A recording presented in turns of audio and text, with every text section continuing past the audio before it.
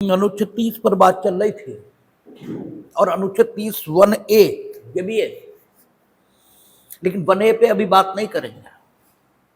1(a) पे तब बात करेंगे जो 19(1)(f) जो कि डिलीट हो गया है और 31 जो भी डिलीट हो गया है, इस पर जब बात करेंगे। और उस पर बात करना इसलिए जरूरी होगा क्योंकि ठीक है, अनुच्छेद 31 डिलीट है और 19(1)(f) डिलीट है, इसके बाद भी 31 और 19(1)(f) 1978 इसमें डिलीट हुआ है,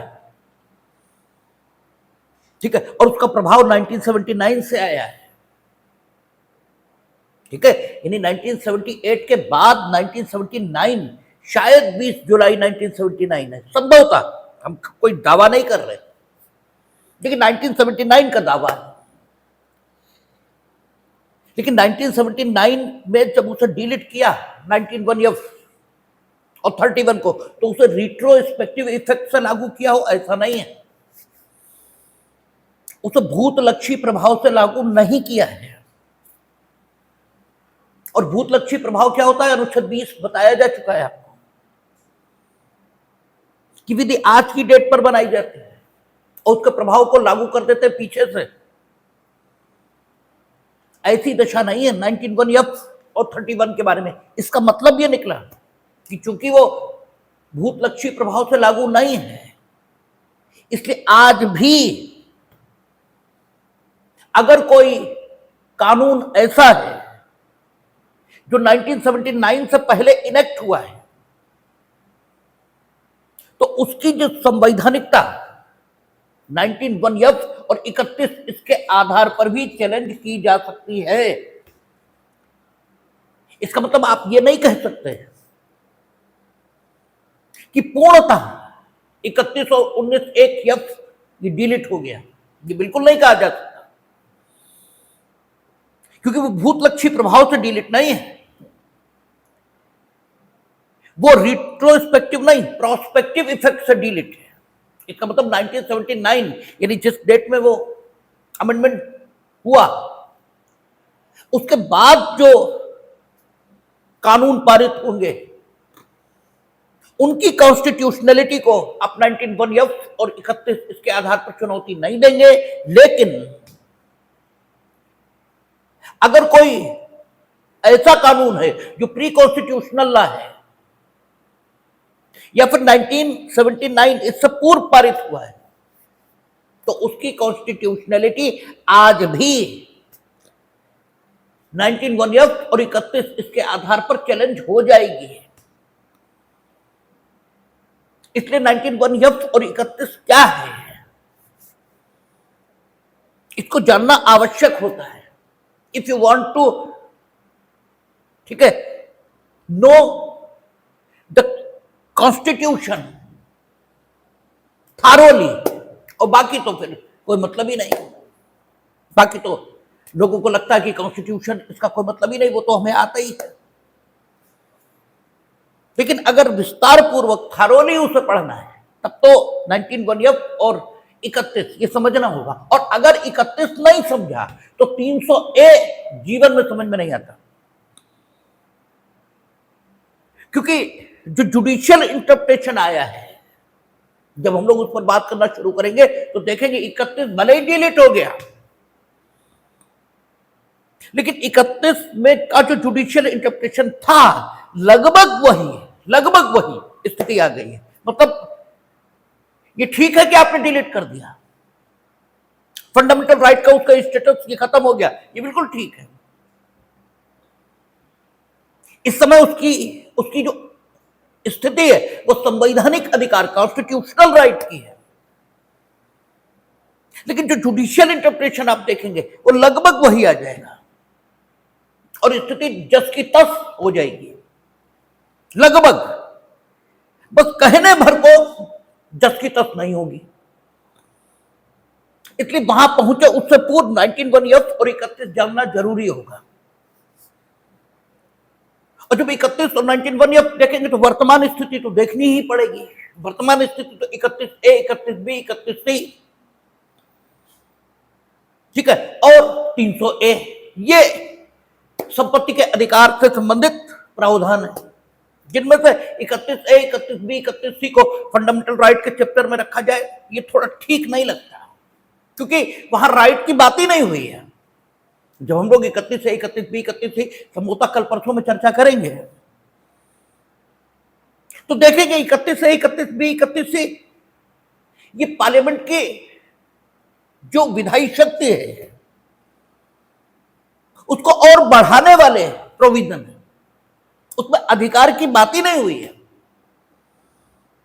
लेकिन उसे रखा फंडामेंटल राइट के चैप्टर में और वो डिलीट नहीं है। ठीक है, तो जब उसकी बात करेंगे तो वहां एक बात आएगी कि स्टेट किसी भी प्राइवेट प्रॉपर्टी को एक्वायर कर सकता है किसी भी समय। ठीक है, तो एक्वायर अगर वो minority institute, educational institute minorities के जो हैं उन्हें एक्वायर करता है, तो किस प्रकार से एक्वायर करना होगा ये वहां कहा गया है, बताया भी गया है कि अगर आप उन्हें एक्वायर करते हैं, the property which belongs to minority educational institute, then state is duty bound to pay such a compensation। ठीक है ना, प्रतिकर इतना होना चाहिए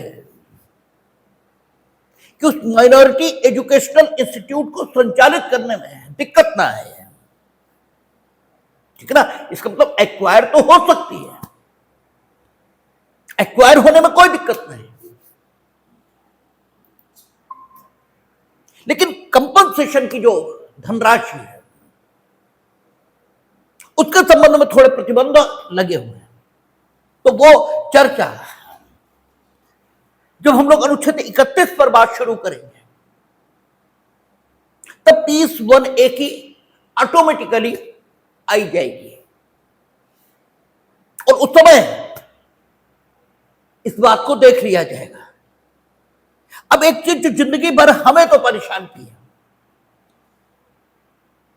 ये खूब याद रहता है कि 44th कॉन्स्टिट्यूशनल अमेंडमेंट था जिससे 31 और 19(1)(f) को डिलीट किया है। ठीक है, लेकिन ये यहां याद रहता है, और जब आप कंपटीशन रूम में बैठते हैं तो वहां कंफ्यूजन शुरू हो जाता है। तो एक बात इसे याद रखने में हमेशा सहायक होती है कि आपको यह याद रखना चाहिए कि 31 और 19(1)(f) 1978 के बाद डिलीट हुए। ठीक है, और 42nd अमेंडमेंट इंदिरा गांधी ने किया।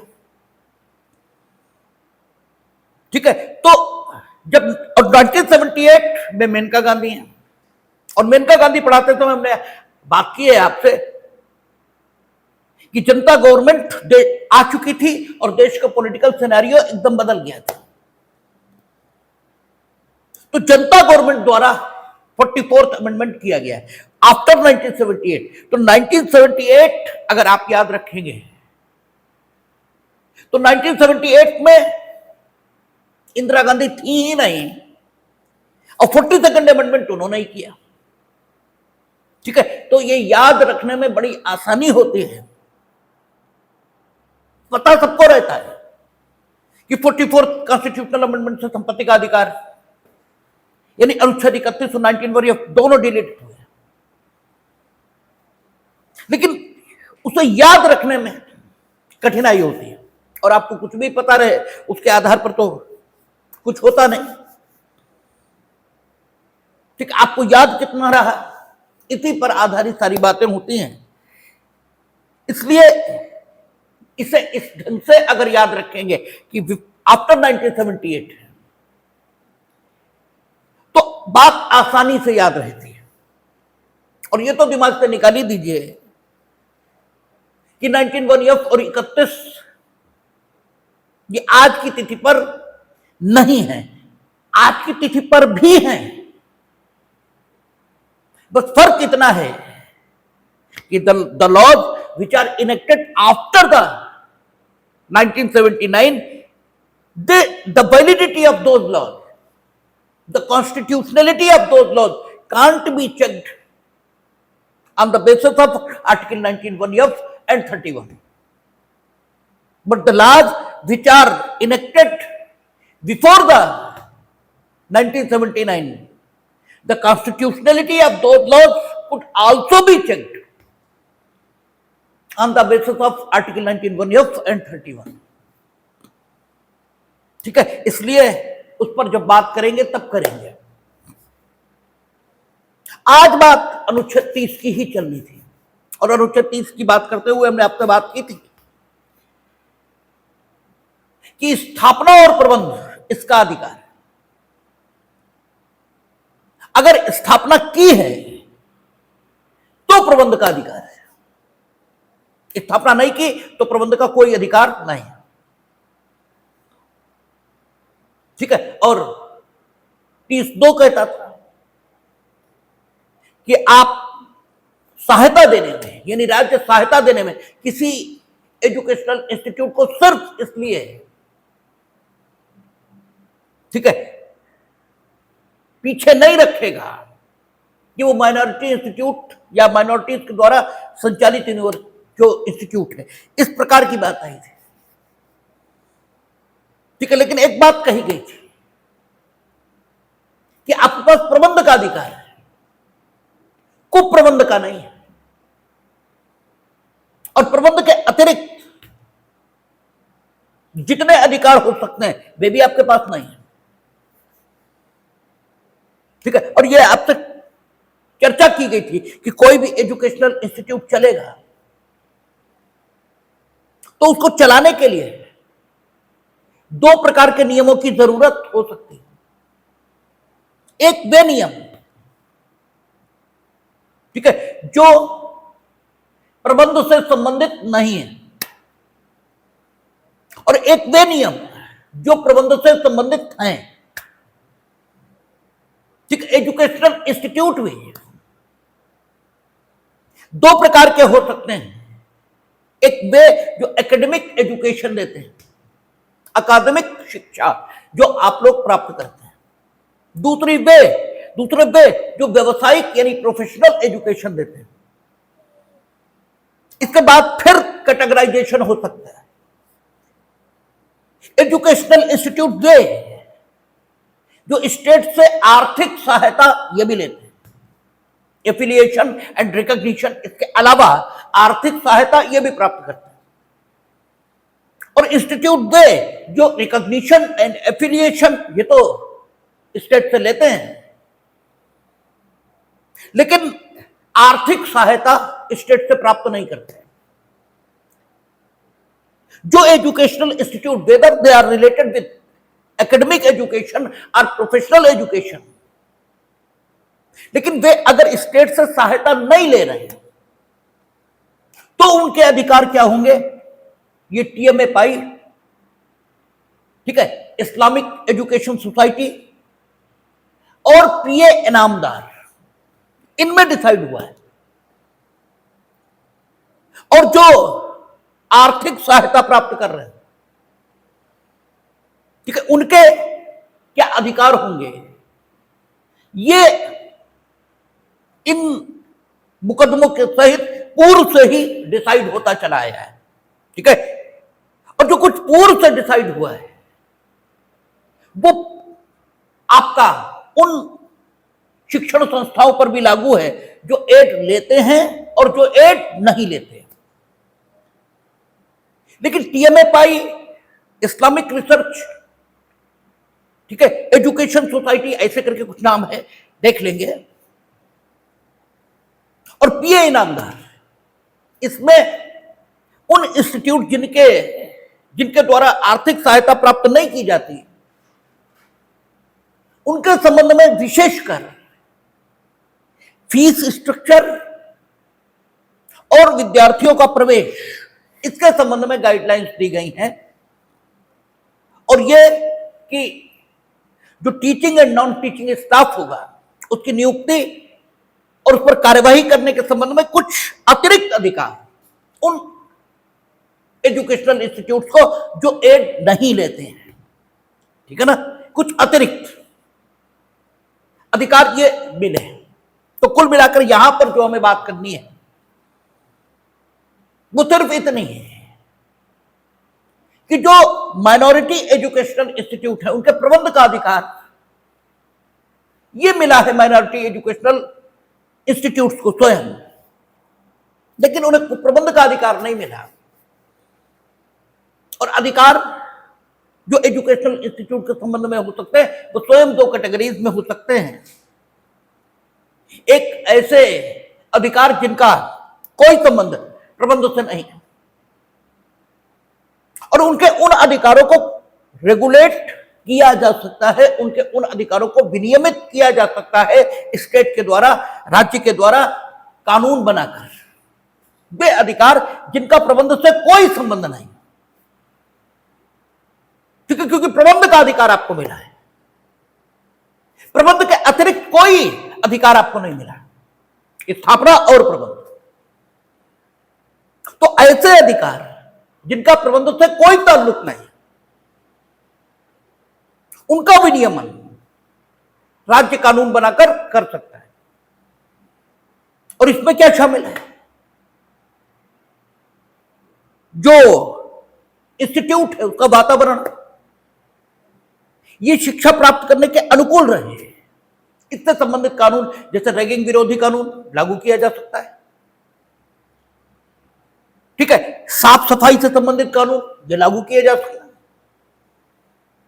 ठीक है, पाठ्यक्रम क्या पढ़ाया जाएगा ये बताया जा सकता है, जो स्टूडेंट और टीचर्स वहां पढ़ेंगे या पढ़ाएंगे उनकी योग्यताएं क्या होनी चाहिए ये बताया जा सकता है, ठीक है। तो ये ऐसी चीजें हैं जिनका प्रबंध से कोई ताल्लुक नहीं, लेकिन इन नियमों को बनाते समय स्टेट को यह ध्यान रखना होगा कि वो जो नियम बनाए वे एजुकेशनल इंस्टीट्यूट को और ठीक प्रकार से चलने में सहायता दें, ठीक है। ऐसा न करें कि वे ऐसे नियम बनाए कि उनका प्रबंध से कोई ताल्लुक तो नहीं है, लेकिन वे नियम अगर लागू किए जाए तो शिक्षण संस्था प्रॉपरली शिक्षण संस्था की तरह काम नहीं कर पाएंगे। नियम ऐसे नहीं होने चाहिए जैसे विद्यालय खुलने और बंद होने का समय आप निर्धारित कर सकते हैं, लेकिन आपने रात में 2 बजे से 5 बजे तक, ये तो कोई नियम नहीं हुआ, ठीक है ना। तो विद्यालय खुलने से लेकर बंद होने का समय निर्धारित करने का हक इसका प्रबंध से कोई ताल्लुक नहीं, लेकिन ये ऐसा होना चाहिए कि एजुकेशनल इंस्टीट्यूट बना रहे। आप इस प्रकार का नियम नहीं बनाएंगे कि उसका प्रबंध से कोई ताल्लुक नहीं, इस कारण हमें बनाने का अधिकार है, इस दावे के साथ आप ऐसा नियम बनाएं जो संस्था को ही खत्म कर दे। नो डाउट आप बना सकते हैं, लेकिन एजुकेशनल इंस्टीट्यूट के लिए ना, तो एजुकेशनल इंस्टीट्यूट बना तो रहे। और वही बात जैसे जीवन अनुच्छेद 21 में तो गरिमापूर्ण जीवन माना ना, कोई सिर्फ जीवित रहना जैसे तैसे, इसे तो प्राण की स्वतंत्रता नहीं माना। प्राण की स्वतंत्रता का मतलब हुआ गरिमापूर्ण जीवन। तो ऐसे ही एजुकेशनल इंस्टीट्यूट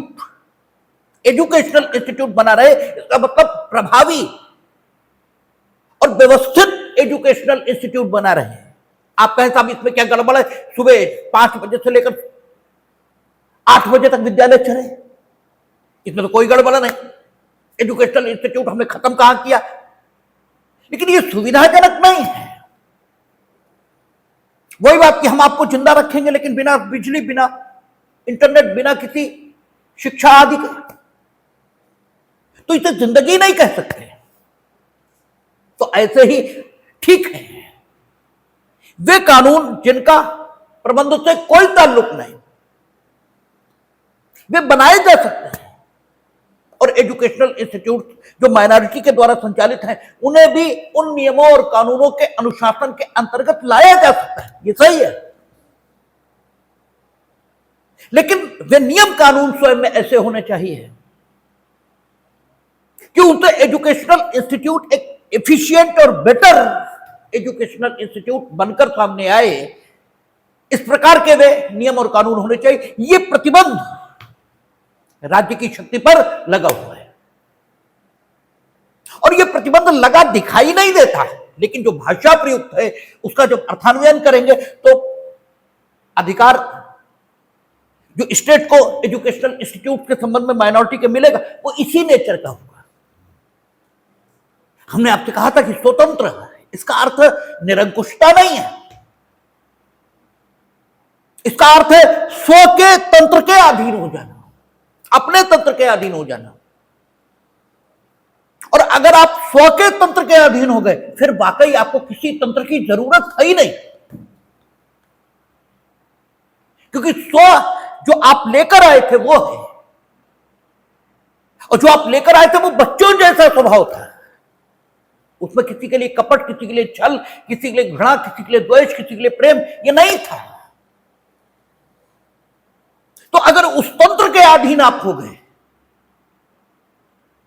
तब तो सारी बातें खत्म हो गई, फिर तो किसी कानून की जरूरत आपको बची नहीं,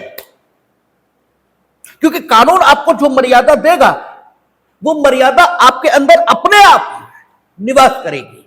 बुद्ध, राम, कृष्ण, कबीर, इनको किसी कानून की जरूरत नहीं है, किसी कानून को नहीं बताना है इन्हें कि किस प्रकार से आचरण करना है। ये जो आचरण करेंगे उससे कानून बन सकता है। तो स्वतंत्र का अर्थ यह नहीं है कि आप निरंकुश हो गए। स्वतंत्र का अर्थ है आप अपने तंत्र के अधीन हो गए, और अपने तंत्र के अधीन जो भी हो गया उसे फिर किसी मार्गदर्शन या डायरेक्शन की जरूरत ही नहीं। तो ऐसे ही कहा प्रबंध, तो प्रबंध का मतलब यह हुआ कि प्रबंध न कि कुप्रबंध, और ऐसे ही राज्य को नियम बनाने की शक्ति दी। माइनॉरिटी एजुकेशनल इंस्टीट्यूट के संबंध में तो माइनॉरिटी एजुकेशनल इंस्टीट्यूट बना तो रहे, अगर आप इस प्रकार का विनियमन कर रहे हैं जिससे वो बन ही नहीं सकता तो यू हैव नो राइट, ठीक है। और वो माइनॉरिटी के संबंध में नहीं, किसी भी एजुकेशनल इंस्टीट्यूट के संबंध में है, ठीक है। तो राज्य माइनॉरिटी एजुकेशनल इंस्टीट्यूट के संबंध में विनियमन नहीं कर सकता, यह स्थिति नहीं है।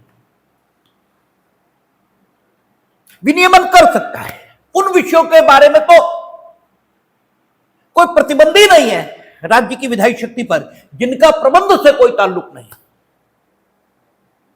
और ऐसे विषय जिनका प्रबंध से कोई ताल्लुक नहीं है वे विद्यालय के शैक्षिक वातावरण, ठीक है, विद्यालय के अन्य जो सामान्य उसका वातावरण है, साफ सफाई, एजुकेशनल स्टैंडर्ड, शैक्षिक स्तर है ठीक है विद्यालय का, या वहां काम करने वाले शिक्षकों और शिक्षणेतर कर्मचारियों की योग्यता, इससे संबंधित ये पाठ्यक्रम, ठीक है, इससे संबंधित जो नियम और कानून है उन्हें बनाने के संबंध में राज्य शक्तिहीन नहीं है। और राज्य इस संबंध में इंक्लूडिंग माइनॉरिटी एजुकेशनल इंस्टीट्यूट, सभी एजुकेशनल इंस्टीट्यूट के संबंध में विनियमन कर सकता है। इसलिए whether that is GF college, Islamia college, mission school, Saint Paul और एनी अदर एजुकेशनल इंस्टीट्यूट, सब जगह एक ही शैक्षिक योग्यता धारित करने वाले शिक्षक होंगे, लेकिन एक जैसी शैक्षिक योग्यता धारित करने वाले शिक्षकों में से ए होगा या बी होगा या सी होगा, इसे डिसाइड करने का हक, ठीक है, माइनॉरिटी एजुकेशनल इंस्टीट्यूट की गवर्निंग बॉडी को रहेगा। But they can not decide what educational qualification will be possessed by the teachers. This can not be decided by the minority educational institutes. ठीक है, आप ये नहीं कहेंगे कि फला गांव में निवासी व्यक्ति उसने आज तक जितनी हड्डियां जोड़ी वो सब प्रॉपरली काम कर रही हैं, इसलिए हमारे यहां जो मेडिकल कॉलेज हमने बनाया है उसका जो ऑर्थोपेडिक विभाग है उसमें वही हेड ऑफ द डिपार्टमेंट होगा। नो, ठीक है, who will be the head of the department of the orthopaedic college of that medical college which is established by you? It will be decided by you, no doubt. Who? But what type of educational qualification he will be possessed, this will be decided by the state.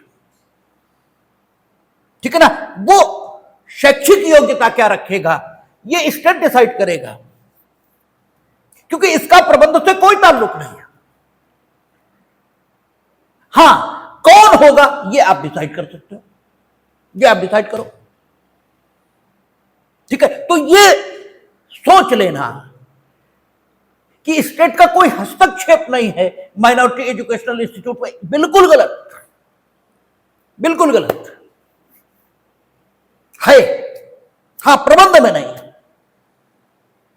अब दूसरी स्थिति देखें, प्रबंध में नहीं है, कुप्रबंध में है। ठीक है, प्रबंध में नहीं है। Until and unless you are making such a provision which is helpful for the proper functioning of the educational institute, ठीक है, only in that situation it can be said that you are managing the institute। ठीक है ना, तभी तो आप प्रबंध कर रहे हो। घर का प्रबंध आपके हाथों में है और तुम घर के सदस्यों को बीड़ी पीना सिखा रहे हो, तो ये प्रबंध कहां है? ये तो कुप्रबंध है।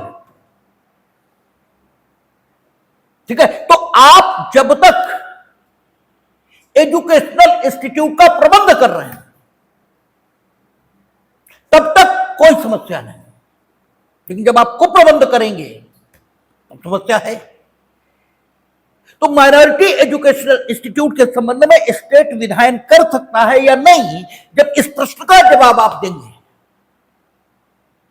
तो आप का जवाब इस प्रकार होना चाहिए कि माइनॉरिटी एजुकेशनल इंस्टीट्यूट हो या कोई अन्य एजुकेशनल इंस्टीट्यूट,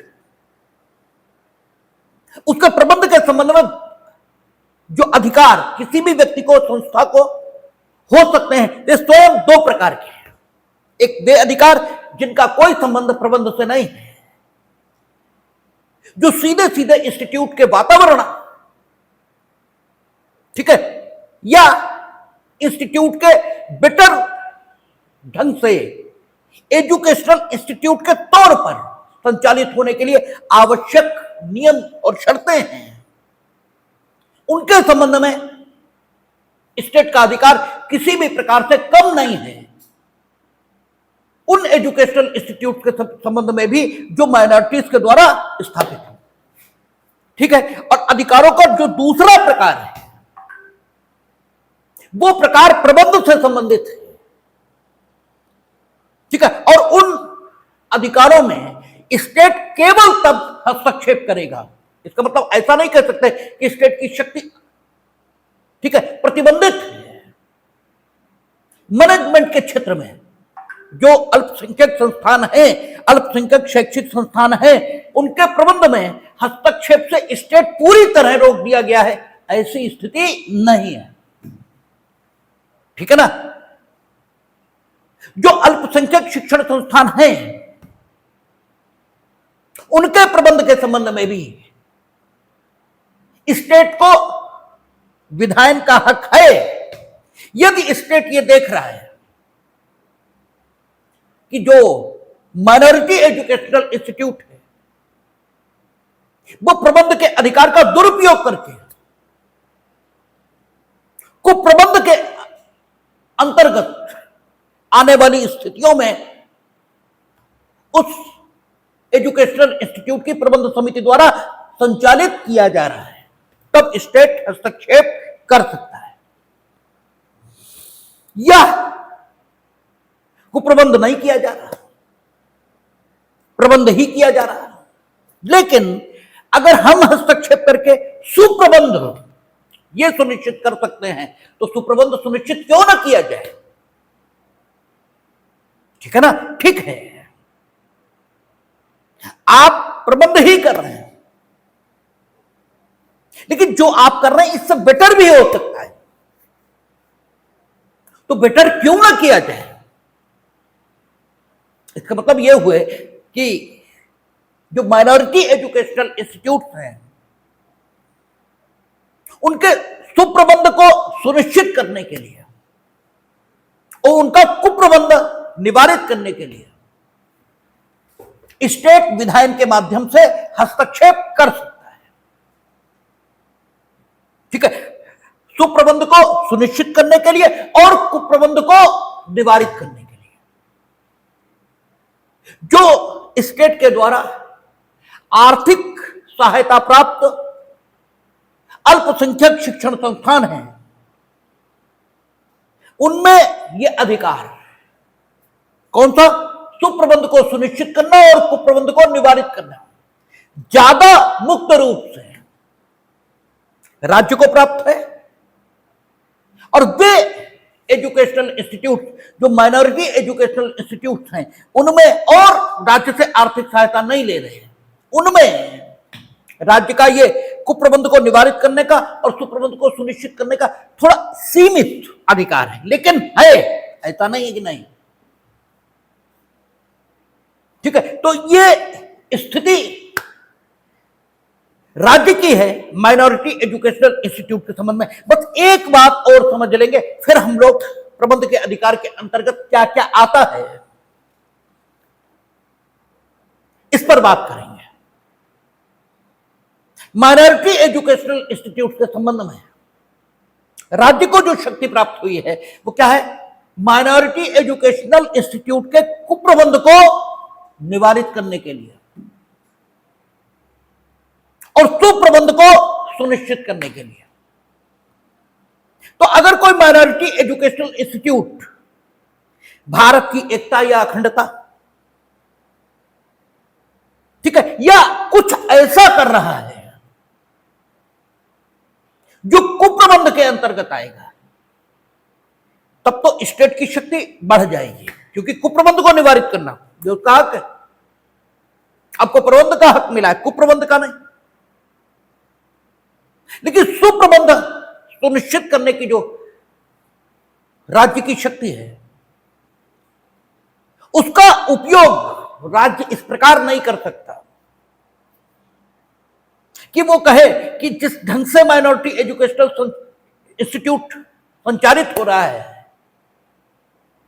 ये और अच्छी तरह संचालित होगा यदि ये लोकहित में इन चीजों को अपने यहां और लागू कर ले। ठीक है ना?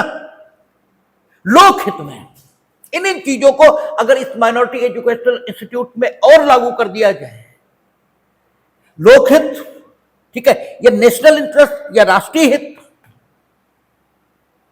ये इसके हक में अगर ये चीजें और लागू की जाएं तो माइनॉरिटी एजुकेशनल इंस्टीट्यूट और बेहतर ढंग से, ठीक है, फंक्शन कर सकेगा, अपना काम कर सकेगा। अगर स्टेट ये कहता है तो उसे ये शक्ति नहीं है। यानी सुप्रबंध सुनिश्चित करने के लिए स्टेट को विधायन की शक्ति है माइनॉरिटी एजुकेशनल इंस्टीट्यूट के संबंध में, लेकिन स्टेट सुप्रबंध को सुनिश्चित करने के लिए अपनी शक्ति का उपयोग जब करेगा तो उसके ध्यान में केवल एक बात होनी चाहिए, वो ये है कि जो प्रावधान वो कानून के माध्यम से करने जा रहा है उससे केवल माइनॉरिटी एजुकेशनल इंस्टीट्यूट को और अच्छे ढंग से एजुकेशनल इंस्टीट्यूट के रूप में संचालित करने की, ठीक है, स्थिति ये बने, यानी माइनॉरिटी एजुकेशनल इंस्टीट्यूट को और बेहतर ढंग से एजुकेशनल इंस्टीट्यूट के तौर पर संचालित किया जा सके, उसके विधायन की प्रकृति इस प्रकार की होनी चाहिए। स्टेट विधायन कर रहा है, एजुकेशनल इंस्टीट्यूट के सुप्रबंध को सुनिश्चित करने के लिए,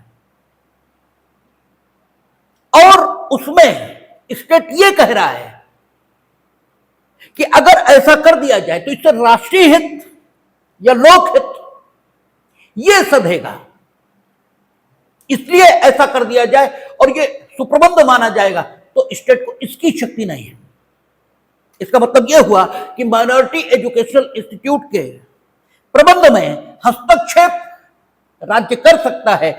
ठीक है, कब कर सकता है?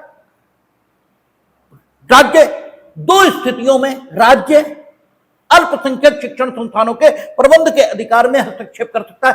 एक, कुप्रबंध का निवारण, और दूसरा सुप्रबंध को सुनिश्चित करना। कुप्रबंध के निवारण के लिए उसकी शक्ति, ठीक है, कुछ अधिक है या अप्रतिबंधित है, यह कह दिया जाए तो भी कोई गलत बात नहीं। कुप्रबंध को निवारित करने के लिए उसकी विधायन की शक्ति अप्रतिबंधित है, इसे कहने में भी कोई समस्या नहीं है। लेकिन जहां तक सुप्रबंध को सुनिश्चित करना है, उसे सुनिश्चित करने के लिए कानून बनाते समय राज्य केवल अल्पसंख्यक शिक्षण संस्था उसी के हित को ध्यान में रखेगा, लोकहित या राष्ट्रीय हित इसको ध्यान में नहीं रखेगा। अब देखिए, एक चीज और समझ लीजिए, पब्लिक इंटरेस्ट और interest of the general public, ये दो अलग अलग शब्द हैं, इन्हें आप एक साथ समझ लेते हैं।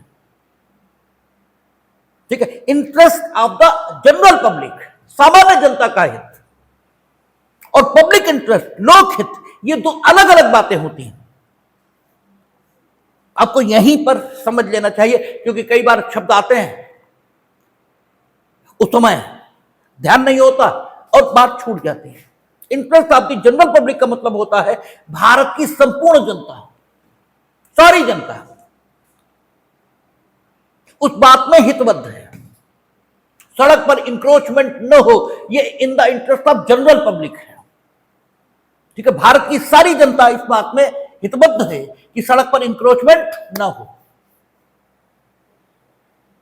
ठीक है, और लोकहित यानी पब्लिक इंटरेस्ट, पब्लिक, क्योंकि आईपीसी, हालांकि कॉन्स्टिट्यूशन के इंटरप्रिटेशन में आईपीसी का कोई रोल नहीं, लेकिन कानून में जो कॉन्सेप्ट है वो हर जगह एक जैसा ही होता है। तो वहां लोग यानी पब्लिक को क्या परिभाषित किया? कहा जनता, ये जनता का कोई भाग,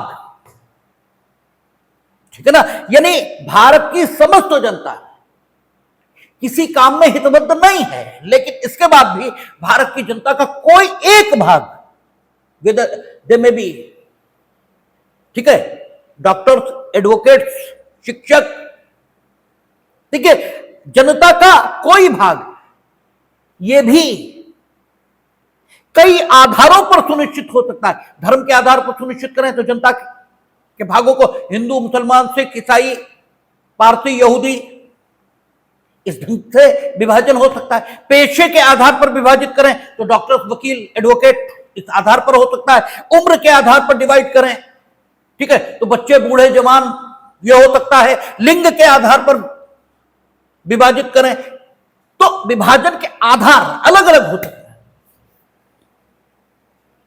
लेकिन लोकहित किसी भी बात में तब माना जाएगा जब जनता के, भारत की जो जनता है उसका कोई एक वर्ग उसमें हितबद्ध हो, सारी जनता हितबद्ध न हो, और भले ही उस वर्ग का निर्धारण आयु के आधार पर हुआ हो, लिंग के आधार पर हुआ हो, पेशे के आधार पर हुआ हो, धर्म के आधार पर हुआ हो, जाति के आधार पर हुआ, कैसे भी हो। हालांकि केवल जाति के आधार पर वर्गीकरण नहीं हो सकता, केवल जाति के आधार पर, ठीक है। ये रिजर्वेशन की जब बात की गई तो आपको बताया गया कि केवल जाति ये वर्ग को नहीं बना सकती, ठीक है, लेकिन जाति से वर्ग बन सकता है, ये बात आई थी, ठीक है ना। तो वर्गीकरण किस आधार पे है ये अलग बात है। लेकिन जनता का एक वर्ग अगर हितबद्ध है तो उसे भी लोक हित कहते हैं। ये हमने यूं ही विषय से अलग हटकर, क्योंकि कई बार ये शब्द आते रहते हैं, इसलिए इनको बताया। ठीक है, तो एजुकेशनल इंस्टीट्यूट के सुप्रबंध को सुनिश्चित करने की बात जहां तक है, उसमें स्टेट इस प्रकार विधायन नहीं कर सकता कि वो ये कहे कि हमारे विधायन से लोक हित या राष्ट्रीय हित ये अधिक परिपुष्ट होगा, इसलिए हम ये विधायन कर रहे हैं। नो, कुप्रबंध को निवारित करने के लिए वो ठीक है, लेकिन जब प्रबंध चल रहा है और आप कहते हैं इससे बेटर प्रबंध हो सकता है, अगर मेरी बात मान ली जाए, आप सुप्रबंध को सुनिश्चित करने के लिए विधायन कर रहे हैं, तो उस समय आपको सिर्फ और सिर्फ अल्पसंख्यक संस्थान का ही हित ये ध्यान में रखना चाहिए, अन्य किसी प्रकार से ये विधान नहीं हो सकता। जैसे आपको उदाहरण, ठीक है, इस समय एक आप देते हैं,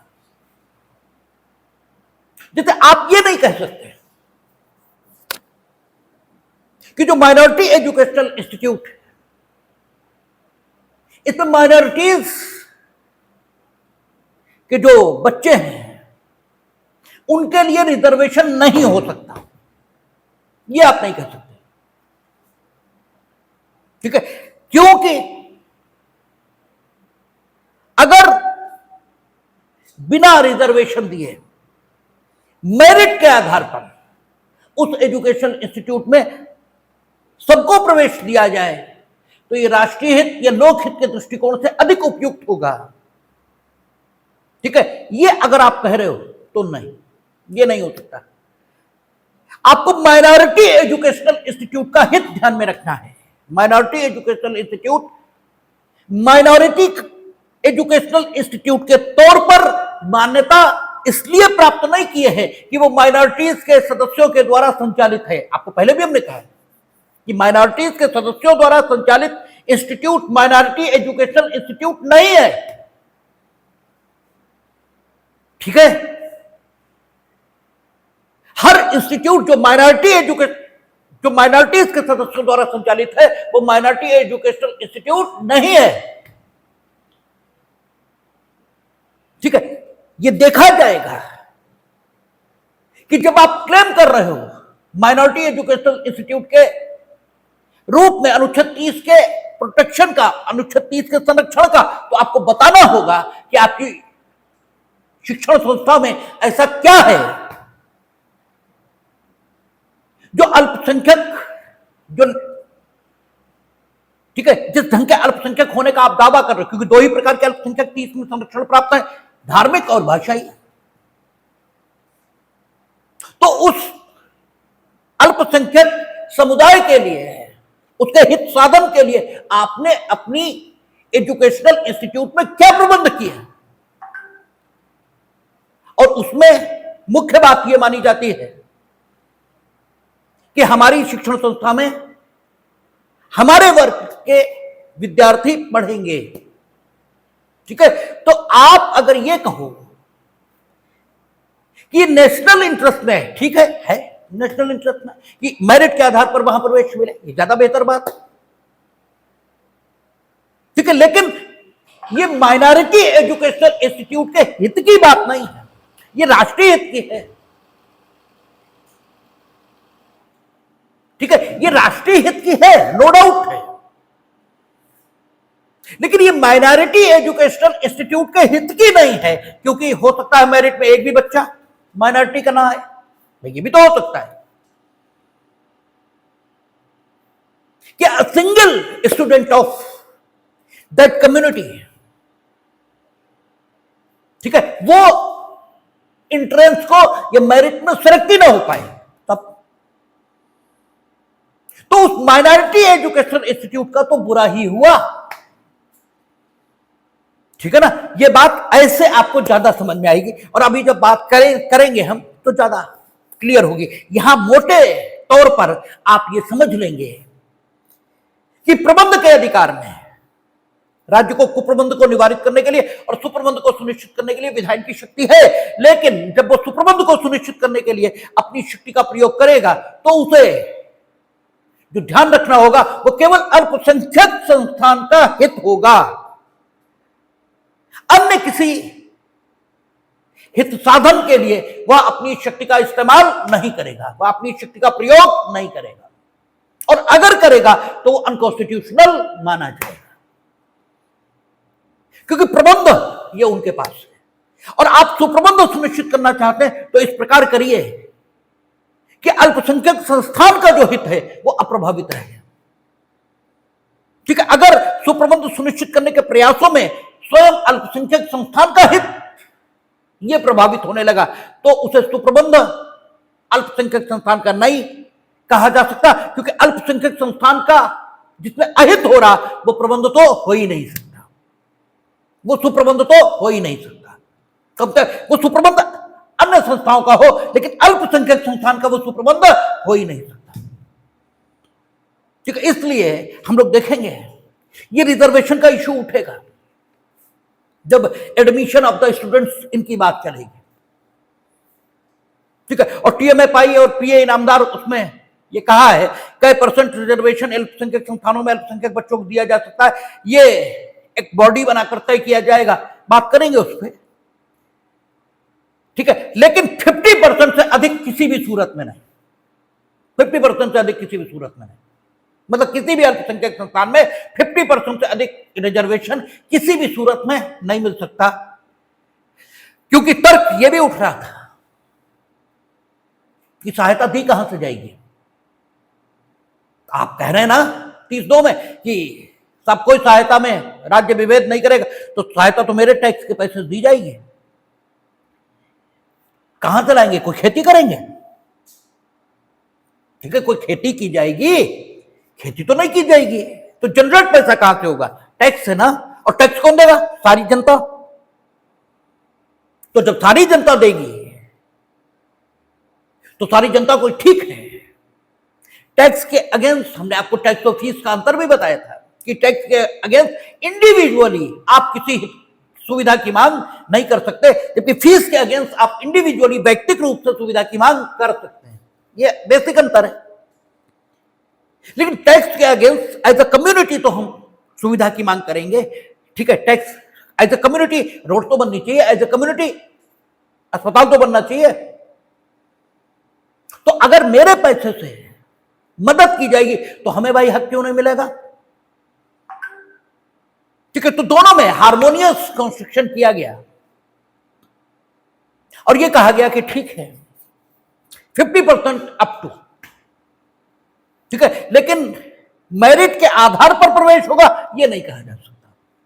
ठीक है ना, तो प्रबंध के अधिकार में भी हस्तक्षेप हो सकता है। अब प्रबंध के अधिकार के अंतर्गत आता क्या क्या है? ठीक है, तो सबसे पहली चीज जो प्रबंध के अधिकार के अंतर्गत आती है वो क्या है? Management committee. ठीक है ना, वही तो प्रबंध करेगी।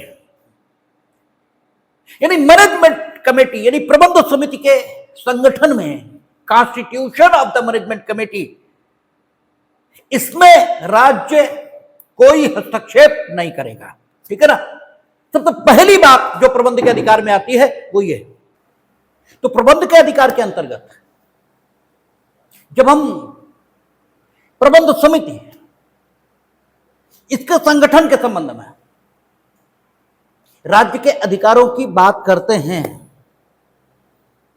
तो जो सबसे इंपॉर्टेंट मुकदमा है जहां से शुरुआत होती है वो सेंट जेवियर कॉलेज। ठीक है, आप सेंट जेवियर कॉलेज दिखेंगे इतने से भी काम चल जाएगा। ठीक है, क्योंकि इतना प्रसिद्ध मुकदमा है, क्योंकि पहली बार प्रबंध समिति में हस्तक्षेप के संबंध में निर्णय उच्चतम न्यायालय के द्वारा किया गया और वर्तमान में मसला टीएमए पाई पे आके रुकता ही है। और टीएमए पाई उसके बाद भी उसका क्लेरिफिकेशन, ठीक है, इस्लामिक एजुकेशनल रिसर्च सोसाइटी ऐसे करके कुछ नाम है, ठीक है, और पीए इनामदार, इनमें हुआ है। तो अंतिम रूप से तो यही है मुकदमे आते हैं। लेकिन शुरुआती दौर में सबसे पहले सेंट जेवियर कॉलेज, शायद Saint Xavier college Ahmedabad versus state of Gujarat है, वर्सेस स्टेट ऑफ गुजरात है ये तय है, सेंट जेवियर कॉलेज है ये तय है, सेंट जेवियर कॉलेज अहमदाबाद है या क्या है, ये थोड़ा सा आप देख लेंगे। तो सेंट जेवियर कॉलेज में अगर आपको याद ना हो सेंट जेवियर कॉलेज अहमदाबाद है या क्या है, तो केवल सेंट जेवियर कॉलेज डालिए, इतने से भी काम चलेगा, क्योंकि वो बहुत प्रसिद्ध मुकदमा है, कानून के फील्ड से जुड़े सारे लोगों को उसके बारे में जानकारी रहती है। तो सेंट जेवियर कॉलेज में गुजरात यूनिवर्सिटी, और आपको मालूम है यूनिवर्सिटी स्टेट है आर्टिकल 12 की डेफिनेशन के मुताबिक, और स्टेट कैन नॉट, ठीक है, function against the fundamental right, ये एक सीधी सी बात है। तो चूंकि यूनिवर्सिटी स्टेट मानी जाएगी, तो गुजरात यूनिवर्सिटी ने एक कानून बनाया, ठीक है, एक कानून बनाया, meaning thereby university autonomous body है, बायलॉज बना सकती है अपने से एफिलिएटेड कॉलेजेस के संचालन के संबंध में। तो गुजरात यूनिवर्सिटी ने उससे संबद्ध सभी शिक्षण संस्थाओं के लिए कानून बनाया, और उसमें कहा कि जो मैनेजमेंट कमेटी होगी, उस मैनेजमेंट कमेटी में जो यूनिवर्सिटी के वाइस चांसलर हैं, उनके द्वारा नामित सदस्य वो होंगे। इसके अलावा जो कॉलेज के प्रिंसिपल होंगे वो एक्स ऑफिशियो मेंबर होंगे। कॉलेज का जो स्टाफ है, ठीक है, शिक्षण, दो प्रकार का स्टाफ किसी को कॉलेज में होता है, एक शिक्षण, ठीक है, शैक्षिक स्टाफ उसका होता है, एक शिक्षणेतर स्टाफ होता है, ठीक है, क्लर्क बाबू ये सारे लोग होते हैं, 4th क्लास ये सारे लोग, वो शिक्षणेतर कर्मचारी हैं, ठीक है। तो शिक्षकों का एक प्रतिनिधि, शिक्षणेतर कर्मचारियों का एक प्रतिनिधि और छात्रों का एक प्रतिनिधि, ये मैनेजमेंट कमेटी में होंगे ही होंगे। और गुजरात यूनिवर्सिटी ने ये जो बायलॉ बनाया, ये सभी शिक्षण संस्थाओं पर लागू होना था जो गुजरात यूनिवर्सिटी से संबद्ध थे। अब गुजरात यूनिवर्सिटी से सेंट जेवियर कॉलेज या अन्य माइनॉरिटी एजुकेशनल इंस्टीट्यूट वो भी संबद्ध थे, और 30 कहता है प्रबंध का अधिकार उनके पास है, और प्रबंध के अंतर्गत प्रबंध समिति, इसका संगठन और स्थापना ये तो है ही है कम से कम। और ये कुप्रबंध को निवारित करने के लिए नहीं है, ये सुप्रबंध को सुनिश्चित करने के लिए है।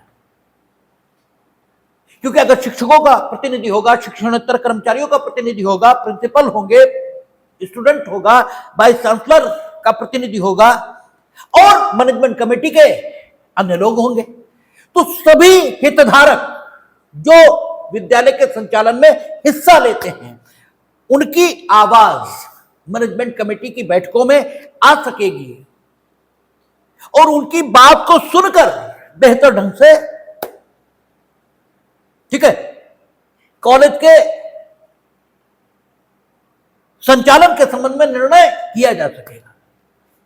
तो यह सुप्रबंध को सुनिश्चित करने वाला है, कुप्रबंध को निवारित करने वाला नहीं। इसको चैलेंज किया गया सेंट जेवियर कॉलेज की मैनेजमेंट कमेटी के द्वारा कि यह प्रबंध के अधिकार में हस्तक्षेप है। स्टेट ने कहा कि ये लोकहित, ठीक है, या फिर राष्ट्रीय हित, इसे ध्यान में रखकर किया गया उपबंध है, और ये ठीक है, ये सुप्रबंध को सुनिश्चित करेगा। न्यायालय ने कहा कि नहीं, प्रबंध का अधिकार उनके पास, यू कैन नॉट इंटरफियर, ठीक है, वो जिसको रखना चाहे मैनेजमेंट कमेटी में उसे ही रखेंगे।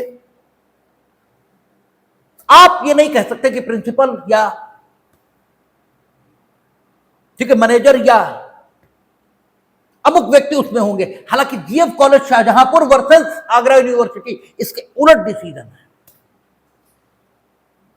क्योंकि GF college Shahjahanpur versus Agra university में यही सवाल था।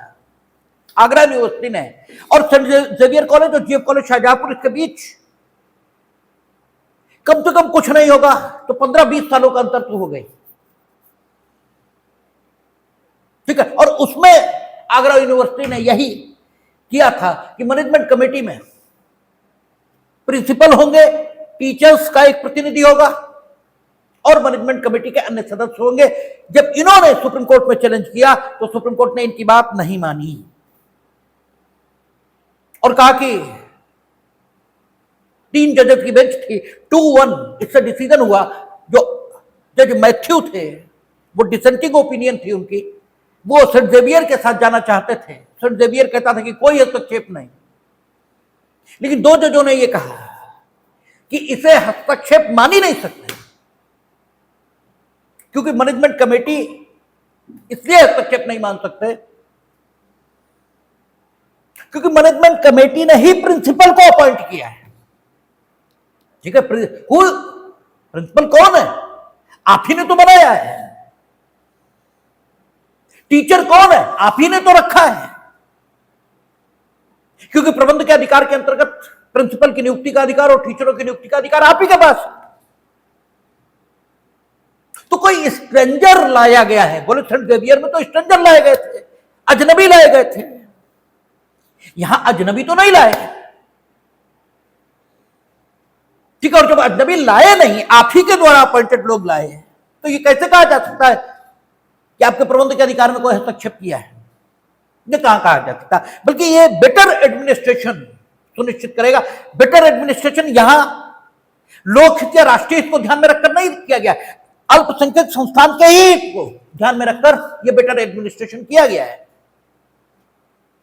क्योंकि आपने जो लोग चयन किए, उनमें से एक हमने कहा कि इसमें रहेगा, ताकि उस वर्ग की आवाज, यानी प्रिंसिपल को क्या दिक्कतें आ रही हैं, क्या कठिनाइयां आ रही हैं महाविद्यालय के संचालन में, ये शिक्षकों को किस प्रकार की कठिनाइयां आ रही, ये कम से कम पता तो लगे।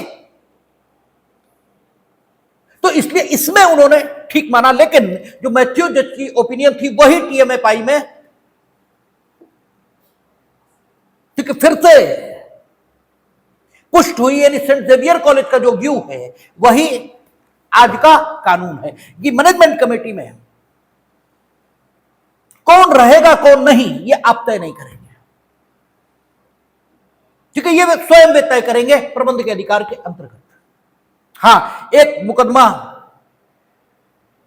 All Christian school of Bihar versus state of Bihar, ये भी है। और इसमें क्या हुआ कि राज्य ने एक कानून बनाया और यह कहा कि जितनी शिक्षण संस्थाएं हैं बिहार भर में, उनमें से कोई भी अगर अपनी समस्त संपत्ति के सहित अपना एजुकेशनल इंस्टीट्यूट राज्य सरकार को प्रबंध के लिए दे देगा, ठीक है, तो राज्य सरकार उसका प्रबंध करेगी। और सभी एजुकेशनल इंस्टीट्यूट के जो बायलॉज हैं, ठीक है, वे नियम जिनसे वे संचालित होते हैं, वे बायलॉज लिखित होंगे। इसको चैलेंज किया गया। माइनॉरिटी एजुकेशनल इंस्टीट्यूट ने कहा कि यह नियम हम पर लागू नहीं हो सकता क्योंकि प्रबंध का अधिकार मेरे पास है। कोर्ट ने कहा कि आपसे लिया कम। और उनका इंस्टीट्यूट में क्या लिखा है? इंस्टीट्यूट में तो यह लिखा है कि जब आप ही, उन्होंने कहा कि जब मैनेजमेंट कमेटी एजुकेशनल इंस्टीट्यूट की समस्त संपत्तियों के सहित स्वेच्छा से राज्य सरकार को अपना प्रबंध दे दे तो वे कर सकेंगे। तो आप ही के पास है प्रबंध, राज्य सरकार आपसे ले कहां रही है? ठीक है, आप जब देंगे तभी तो लेंगे, और जब दे दिया फिर आपका हक क्या बचा? आपने जब दे ही दी एक चीज, फिर आपका हक कहां बचा? फिर तो जिसे मिली अब उसका हक शुरू हो गया। अब वो आपको वापस करे न करे, या तो आपने अपने पक्ष में कोई शक्ति रिजर्व करते हुए दी होती, जैसा उपनिधान गिरवी आदि में होता है। उपनिदाता शक्ति आरक्षित करके सारी ताकतें नहीं देता आपको। बंधक, उपनिधान, गिरवी, इन सब चीजों में तो या तो कोई शक्ति आप आरक्षित करते, वो तो आपने किया नहीं, तो प्रबंध आपसे लिया ये कैसे कह सकते हैं? और लिखित बाइला जो इसमें भाई क्या दिक्कत है? ये तो सुप्रबंध को सुनिश्चित करने के और इसमें अल्पसंख्यक संस्थान का ही हित है, तो उन्होंने इसको ठीक है आपका ठीक माना। इनरी केरला एजुकेशन में इसमें यह कहा था कि 20 सदस्यीय प्रबंध समिति, ठीक है, नहीं 20 सदस्य नहीं, 11 सदस्य। ये हर एजुकेशनल इंस्टीट्यूट को रखनी होगी, इंक्लूडिंग माइनॉरिटी एजुकेशनल इंस्टीट्यूट, क्योंकि हर कम में सब आ गए। और प्रबंध समिति के सदस्यों का कार्यकाल 4 वर्ष का होगा, ठीक है। और इस प्रबंध समिति को चुनने का हक कॉलेज के जो संस्थापक है उन्हें होगा। फिर कॉलेज के जो संस्थापक है वे चुनेंगे प्रबंध समिति को, और प्रबंध समिति में 6 सदस्य, ठीक है ना। उन्होंने बताए कि ये होंगे यूनिवर्सिटी का नॉमिनेटेड सदस्य, ठीक है, स्टाफ का मेंबर, प्रिंसिपल, इस ढंग से 6 सदस्य उन्होंने बता दिया कि ये होंगे, और 5 कोई और होंगे, ठीक है ना। और इन सब सदस्यों को चुनने का अधिकार, यानी यूनिवर्सिटी का कौन सा सदस्य होगा, इन सबको चुनने का हक कॉलेज के जो संस्थापक सदस्य हैं उनको होगा, वो चुने। यूनिवर्सिटी का भी वही चुनेंगे, यूनिवर्सिटी नहीं चुनेगी, ठीक है। और इसके बाद कॉलेज का प्रबंध इस समिति के पास आ जाएगा, और यह समिति सब प्रकार के फैसले करेगी, ठीक है, including appointment of teachers, disciplinary action लेना उन पर, ये सारे काम करेगी। लेकिन अगर ये गलत करे तो वीटो करने का हक यूनिवर्सिटी को होगा, ठीक है ना। वीटो करने का हक यूनिवर्सिटी को होगा कि आपने गलत किया, नहीं होगा। और इसको लागू किया। अल्पसंख्यक संस्थानों ने इसका विरोध किया और कहा कि यह हमारे प्रबंध के अधिकार में हस्तक्षेप है। कोर्ट ने बिल्कुल ठीक माना। कोर्ट ने कहा कि यह प्रबंध के अधिकार में हस्तक्षेप है, क्योंकि फाउंडर मेंबर एक बार जब प्रबंध समिति स्थापित कर देंगे तो प्रबंध समिति के पास चला जाएगा। फाउंडर मेंबर फिर उसमें कुछ भी नहीं कर पाएंगे, ठीक है। जो प्रभावी प्रबंध है वो किसके द्वारा, प्रबंध समिति के द्वारा होगा, और उसमें भी बहुमत में सरकारी सदस्य होंगे, और फिर वो प्रबंध समिति भी जो निर्णय लेगी उस पर भी यूनिवर्सिटी वीटो कर सकेगी, ठीक है, और रोक सकेगी कि ये प्रबंध नहीं किया जाएगा। साथ ही टीचर्स का अपॉइंटमेंट, उन पर डिसिप्लिनरी एक्शन, शिक्षणेतर कर्मचारियों की नियुक्ति, जो प्रबंध के अधिकार के आवश्यक भाग हैं वो भी इसके माध्यम से ले लिए गए। इसलिए ऐसा अल्पसंख्यक संस्थानों के संबंध में नहीं किया जा सकता। ये सुप्रबंध को सुनिश्चित, ठीक है, उन्होंने कहा कि निश्चित रूप से ये सुप्रबंध को सुनिश्चित करने के लिए किए गए प्रावधान है और बेहद अच्छे हैं। लेकिन क्योंकि फंडामेंटल राइट के चैप्टर में 30 है और वहां अल्पसंख्यक संस्थान का हित रखकर, ध्यान में रखकर ही सुप्रबंध को सुनिश्चित करने की बात की गई है, इसलिए यह कानून अन्य सब शिक्षण संस्थाओं के संबंध में लागू होगा, अल्पसंख्यक संस्थाओं के संबंध में लागू नहीं होगा। क्योंकि 13 कहता है ना, असंगत की मात्रा तक शून्य, तो असंगत की मात्रा तक शून्य, अल्पसंख्यक संस्थानों के संबंध में शून्य, शेष के संबंध में रहेगा। यही स्थिति DAV college Jalandhar versus Punjab university के, वहां भी कहा था 20 सदस्यीय,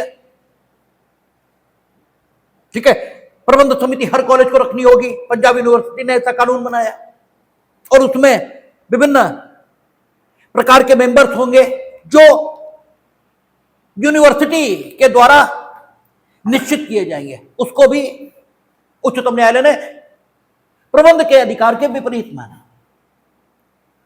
तो जो प्रबंध है माइनॉरिटी इंस्टीट्यूट का, वो माइनॉरिटीज के पास ही रहेगा। और प्रबंध के अधिकार में सबसे प्रमुख बात, प्रबंध समिति का संगठन, ये तो है ही।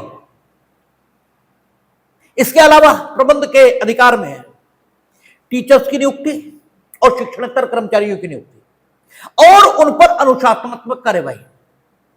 क्योंकि अगर वो हक नहीं रहेगा तो तुम अपॉइंट हमें कर दो, फिर तुम हम पर अगर कोई कार्यवाही नहीं कर सकते तो फिर हम तुम्हारी मानेंगे ही क्यों? तो प्रबंध चल ही नहीं सकता।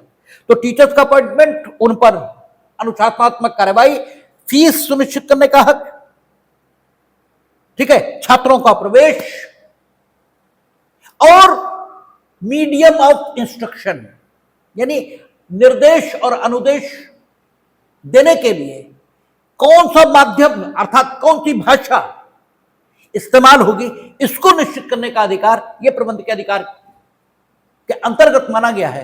तो इन पर बात हम लोग कल करेंगे और उसके बाद ये समाप्त हो जाएगा, फिर हम लोग संपत्ति के अधिकार पर बात करेंगे। देखें,